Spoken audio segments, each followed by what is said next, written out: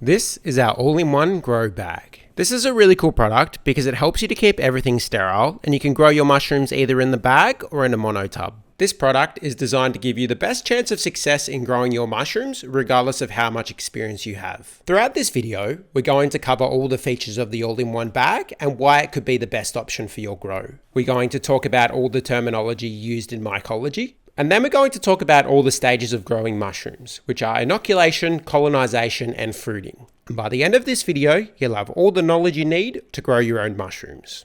Let's talk about the features of the all-in-one bag and why it might be the better option for your grow. Mycelium is traditionally first grown on grain, also known as grain spawn. Once it's fully grown through that, it will then be mixed in with the substrate, and once it's grown through that, it will then grow mushrooms. This whole process is done in a clean environment to avoid contamination, resulting in a successful mushroom grow.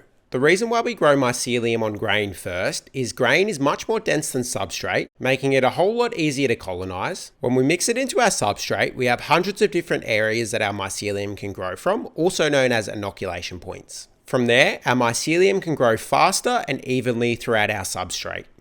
So why should you use the all-in-one instead of growing it the traditional way? When you put your colonized grain into substrate, there's a phenomenon called the lag period. This refers to the delay in growth on the substrate. The mycelium will take 2 to 3 days to start growing because it needs to get used to the substrate. That's also a 2 to 3 day window where contamination can grow. We'll talk more about contamination in the terminology section and why we avoid it. The advantage of growing in an all-in-one allows you to give your mycelium the chance to get used to the substrate in a sterile environment. Then when you go to a monotub, you bypass the lag period, giving your mycelium a head start on growth, dramatically reducing your chance of contamination. Once it's grown, it'll have an immune system to defend itself from contamination. Down the bottom we have our grain. In this case, we're using millet. Up the top we have our substrate, which refers to the food for our mycelium. Just as plants need nutritious soil to grow in, mushrooms need wood, manure, compost, straw, or insects as a food source. This particular substrate is a mixture of Coco, Coir, vermiculite, and gypsum. And then we've got our injection port, which allows you to inject either your spores or liquid culture into the grain, helping to keep everything sterile. The injection port is a silicone base, designed to close back up when you pull your needle out of it, restricting any contamination from entering the bag. The bag also has a filter patch that only allows for particles under 0.2 microns to enter the bag. What this means is it won't allow for any contamination to pass through, only air for your mycelium to breathe. We also have variations in rye. We have 2 kilogram variations. We have a variation of substrate in Coco Coir, which has lower nutritional content but less chance of contamination. And manure as a substrate, which has a much higher nutritional content, resulting in bigger mushrooms and is available in all variations. Keep in mind, variations will change to suit your needs better. All of our bags have been completely sterilized, giving you the ability to grow your mycelium without the fear of contamination being present. Now let's talk about the terminology that we use in mycology. Sterilization is when a substrate or grain is put under extreme heat, 121 degrees Celsius, and immense pressure, 15 psi, for a period of time, killing all organisms and their spores. This then creates a sterile environment, void of all contamination, where we can introduce the organism that we want to grow. Contamination refers to any organism growing on your nutrition that you didn't intend on growing, such as mold or bacteria. The reason why this is such an issue is because it can take over your nutrition and outcompete the mycelium that you're intending on growing. As a result, your mycelium will stop growing and all you'll be able to grow is your contamination. Once your mycelium is fully colonized, it will develop its own immune system to be able to defend itself from contamination. Although your mycelium is fairly safe at this point, keep in mind your mycelium can still be taken over by contamination such as trichoderma. If this happens, you won't be able to grow any mushrooms and you'll need to start again. Mycelium refers to the organism that we're looking to grow. It is a fungus that grows in a root-like structure, looking for water and food. Once the mycelium gains enough energy from the food, it will fruit. The fruit is what we call the mushroom. You can think of this as a tree growing in your backyard. The tree is the organism, or in this case, the mycelium, and the mushroom is the apple growing on the tree. The main reason why mycelium grows mushrooms is so that it can release spores from the gills or pores of the mushrooms. This will then start to grow mycelium in a different location to where it's currently growing, just like how apples have seeds designed to grow another tree. Colonization refers to when the mycelium grows throughout the substrate. When the mycelium has grown or colonized the whole substrate, it will break it down using enzymes so that it can absorb the nutrition in the substrate. Colonization requires a warm temperature around 22 degrees for most species. If it's too hot, contamination can thrive. If it's too cold, the mycelium's metabolism slows down dramatically, slowing down mycelial growth. A liquid culture syringe refers to a syringe that contains mycelium grown out in a nutritious liquid that we can then use to inject into our bag and grow it out on grain and then substrate. And a liquid spore syringe refers to a syringe that contains spores in sterile water. This can also be used to grow onto grain and then substrate. Agar is a nutritious medium that allows you to grow out your mycelium and also to see if there's any contamination present. Inoculation is when you introduce liquid culture or spores into the grain so that mycelium can start growing. Sanitization refers to killing the organisms on the surface that we want to keep clean. We usually do this by spraying the surface with 70% isopropyl alcohol. When the alcohol evaporates, it kills the organisms on the surface, reducing our chance of contamination. Let's talk about how to store your bag when it arrives. If your bag is bubble wrapped, make sure to remove it and check for any breakage or contamination. Contamination comes in all different colors. However, most of the time it's green. You can also do a smell test on your bag to make sure there's no contamination. Smell the air patch for any fermented or sweet smells. Just the same as what you do when you smell your food to see if it's good to eat.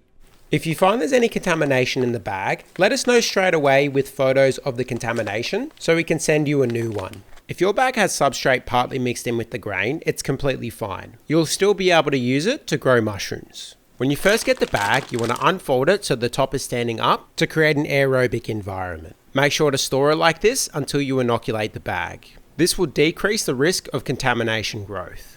We recommend that you have either your liquid culture or spore syringe ready to go for when your bag arrives. The reason for this is because we ideally want to inoculate it immediately or leave it for a maximum of 2 weeks. Anytime after that and your risk of contamination growing in the bag goes up. Even if you expect your syringe and your bag to arrive at the same time, there may be delays in shipping, which could result in your syringes arriving a significant amount of time after your bag. There's also a chance that your syringes may get lost in the mail and never arrive. So we recommend ordering your bag after you have your syringes. Also, the longer you leave your bag, the more evaporation will occur in your substrate and grain, which may result in not enough moisture for your mycelium to grow. Liquid culture might be the better option for you because it colonizes your bag a lot quicker than spore syringes, reducing your chance of contamination. You also have a much higher chance of having contamination inside of your liquid spore syringe than you do in your liquid culture. Always test your spore syringes on agar before you use them. Put 1 drop of your spore syringe on agar. If you put more, it may be too wet to grow anything. And monitor it over 5 days for any contamination. Keep in mind, most contamination starts off white before changing color. If you find there's any contamination, you won't be able to use your spore syringe. What you can do from here is clean up the agar to create a clean agar dish that only contains your mycelium, and then go to liquid culture. The best place to store your liquid culture or spore syringe before you get the bag is in the fridge. The reason for this is light and heat are going to be the enemy for your liquid culture and spore syringe. So we want to keep it in the fridge where it's cool and dark. It's best to put it in a Ziploc bag to isolate it from the food and so the syringes stay clean. And put it into the vegetable compartment where it's away from the direct airflow of the fan.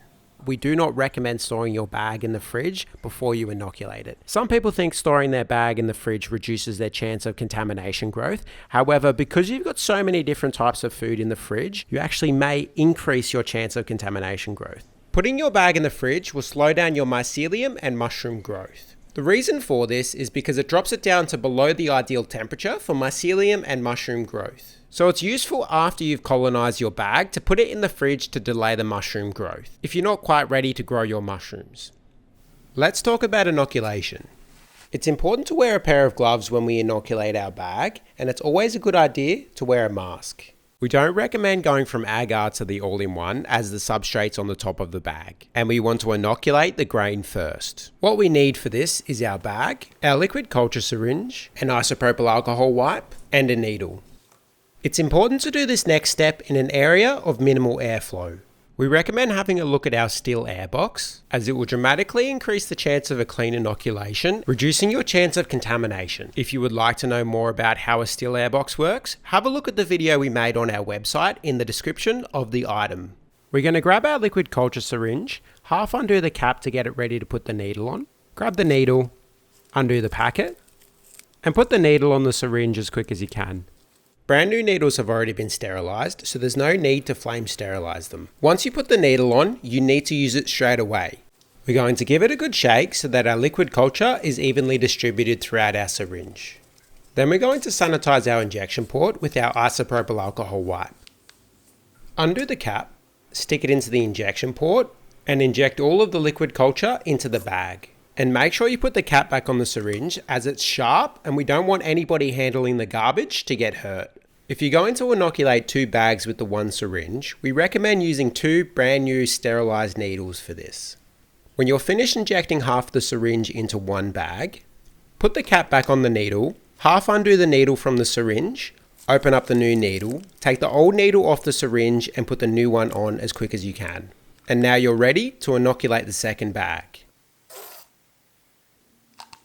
If you've inoculated the first bag with a 20mm needle and you want to save it for a second bag later on, once you're finished with the inoculation, spray the cap with isopropyl alcohol, shake it a couple of times to get the excess isopropyl alcohol off, wait a couple of seconds, and put the cap onto the syringe as quick as you can. Now you can keep it for the next time you need it. And if you're inoculating 2 bags at once with the same needle and syringe, there may be contamination that's picked up on one bag that carries over to the second. If you do choose to use the same needle, it may be a good idea to flame sterilize the needle before injecting into the second bag. Make sure to eject a little bit of liquid out so you cool it down before you put it into the injection port. If you don't, the needle could be too hot and you might melt the injection port, stopping it from healing back up and leaving it vulnerable to contamination. If this does happen to you, we recommend putting a piece of micropore tape over the injection port, preventing any further chance of contamination entering the bag. Now that we're finished inoculating the bag, we're going to give it a squeeze between the grain and the substrate to separate the two. And then we're going to gently massage the grain so our mycelium grows evenly. Then turn it over, gently massage it some more, and then turn it back over. Then we want to label it on the back, putting the name of the species and the date we inoculated it. This is so we can keep track of what's growing in the bag and how long it's been growing for. We want to make sure there's air in the top of the bag and that it's standing upright so that our mycelium can breathe.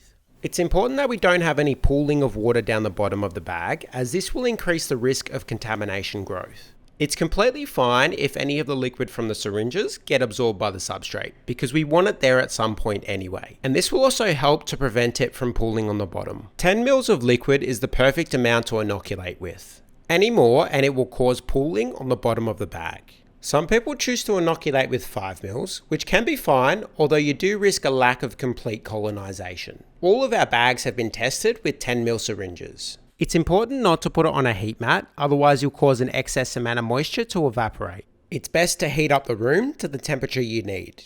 Let's talk about colonization. The inoculation period can take anywhere from 2 to 4 weeks, depending on the species, strain, and the temperature it's kept in. It's important to keep the bag away from any windows during the colonization period, as sunlight hitting the bag will trap heat inside. Acting like a greenhouse, it'll rise the temperature to above what's ideal for colonization. It's also important to keep it away from any direct airflow from an air conditioner or a fan.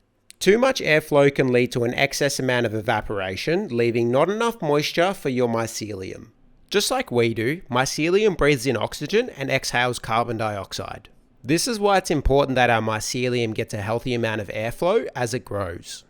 As the mycelium starts to grow, it'll build up carbon dioxide in the bag, shown here in red. Carbon dioxide is heavier than air, so without any airflow, it will sink to the bottom of the bag and stay there. As we do things like opening and closing doors and walking past the bag, we stir up air, which enters the air patch, drawing in oxygen for the mycelium and expelling carbon dioxide from the bag, allowing our mycelium to breathe.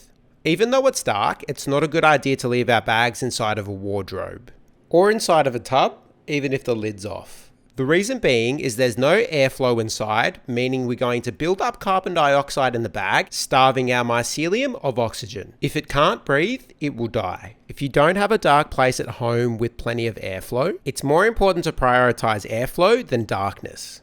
If you find your mycelium has stopped growing for a couple of weeks due to things like putting it on a heat mat, only using 5 mils of liquid culture or spores, or even the fact that it's winter and it's so slow that we've evaporated too much water, you may still be able to save it. It might be a good idea to have a look at our sterile water syringe to introduce more water to your mycelium. Sanitize the injection port, half undo the cap from the syringe, open the package of the needle, take the cap off the syringe and put the needle on as quick as you can. Put the needle into the injection port and inject all of the liquid into the bag. Put the cap back onto the needle.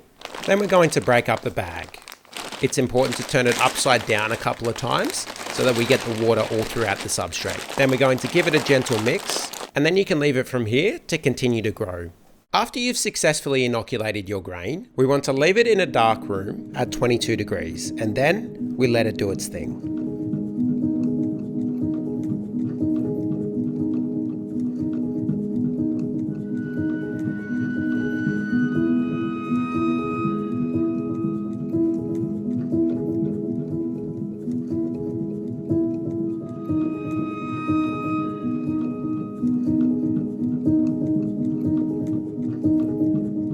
Now that the grain is mostly colonized, it's time to break it up. It doesn't need to colonize all the way because we have a lot of grain in this mixture.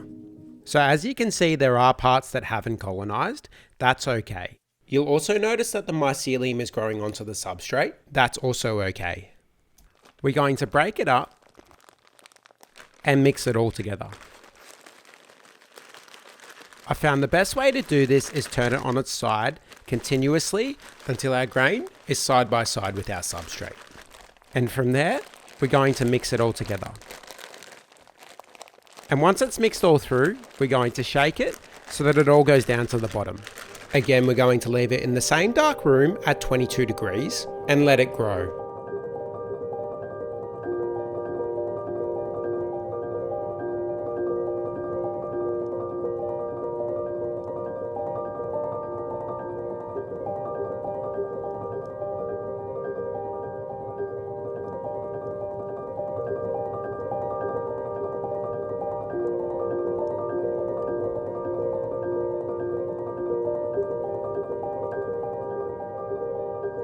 It's about 90% colonized now, and it's time to break it up again.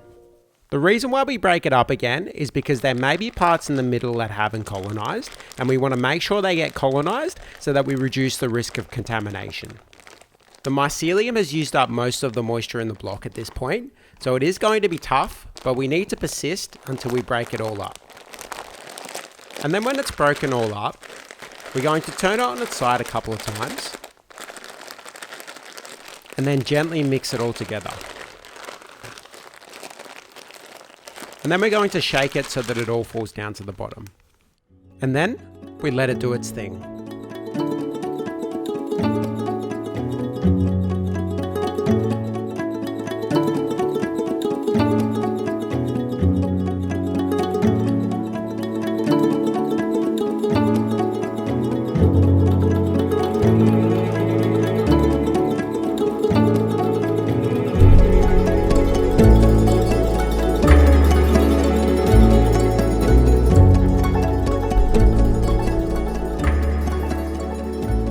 And this is what it looks like when it's fully colonized.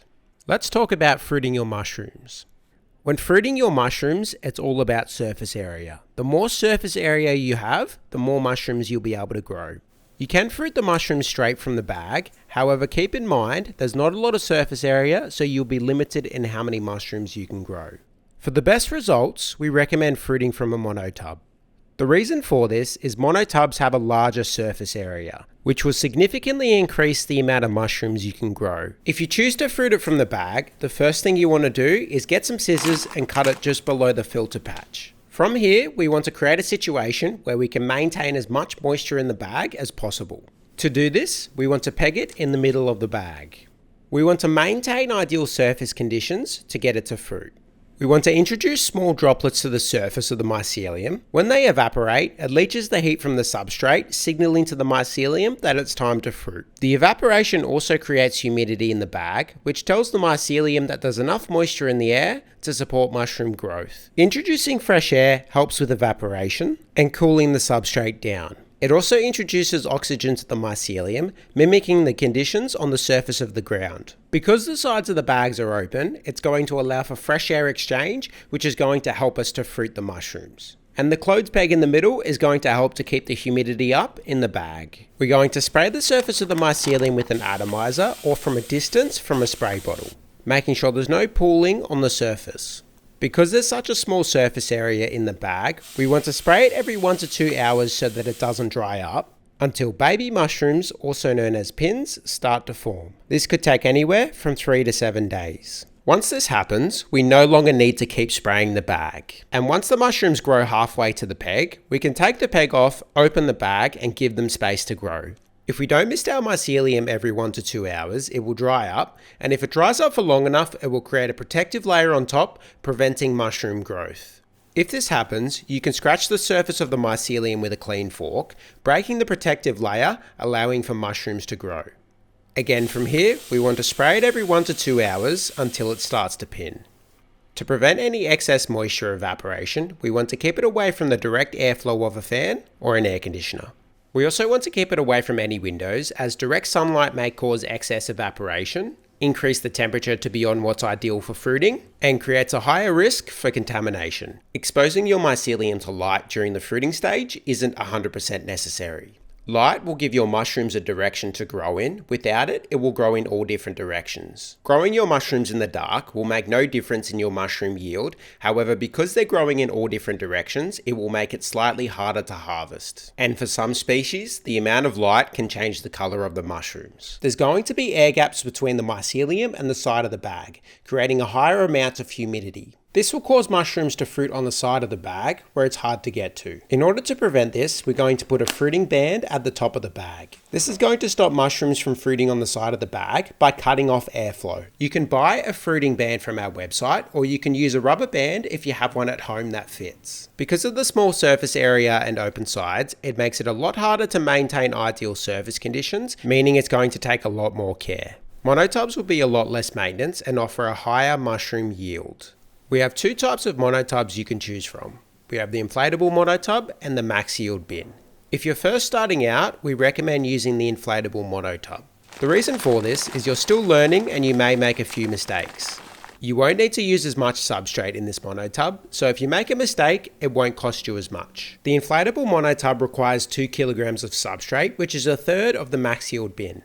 If you're more of an experienced grower, we highly recommend using the max yield bin. It holds 6 kilograms of substrate, meaning you can grow a lot more mushrooms amongst many other things. I'm going to show you the next step using the inflatable monotub. I'm going to start by inflating the monotub through the inlet valve found here. Now we're going to sanitize everything with 70% isopropyl alcohol. We're going to spray our monotub and give it a wipe. Spraying a fresh paper towel every time. We're going to spray both sides of the lining and give it a wipe. Making sure that we cover every little corner of the lining. We're going to put it in our monotub to get it ready to put the substrate in. This lining will stick to the mycelium, making sure there's no pockets of air on the side, preventing any mushrooms from pinning and growing on the side where it's hard to get to. Then we're going to break up our block. Again, it's going to be quite dry, so it will be tough. And then we're going to spray the bag with isopropyl alcohol. We're going to give it all a spray and wipe it down. We're going to do the same with a pair of scissors and cut the top of the bag off. We're then going to spray our pre-sterilized substrate, which you can find on our website.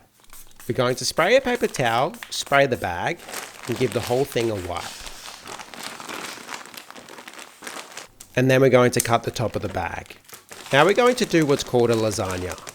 We're going to put our fresh substrate followed by our colonized substrate again and again until we fill it all up. This is going to ensure that we get an even colonization. Because our mycelium has already been exposed to the substrate, we've bypassed the lag period, which we spoke about at the start of the video. This means it's going to colonize a lot quicker and reduce our chance of contamination. We're going to make sure that each layer is distributed evenly. And then we're going to finish off with a thick layer of substrate. Then we need to push it down with medium pressure. This is going to simulate the conditions found in nature. Then we're going to sanitize the lid by giving it a spray and wiping it down. And then we're going to put it on our monotub. Then we're going to sanitize our air caps by giving them a spray and a wipe. Then we're going to put it in our monotub. This is going to stop airflow, so we build CO2 in the monotub, simulating the conditions we find in nature throughout the colonization period. We're going to swap these over to filters when it's fully colonized. Then we're going to label it with the species of mushroom and the date we inoculated it. And now we leave it in a dark room at 22 degrees and let it grow.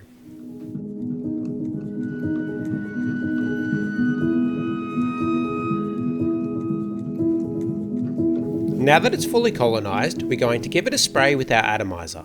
This is going to put fine droplets onto the mycelium. When they evaporate, they leach heat from the substrate, and this drop in temperature signals to the mycelium that it's time to grow mushrooms. We need to mist this every 3 to 6 hours or when necessary to keep the fine droplets on the top of the mycelium. This will vary depending on temperature, humidity and airflow.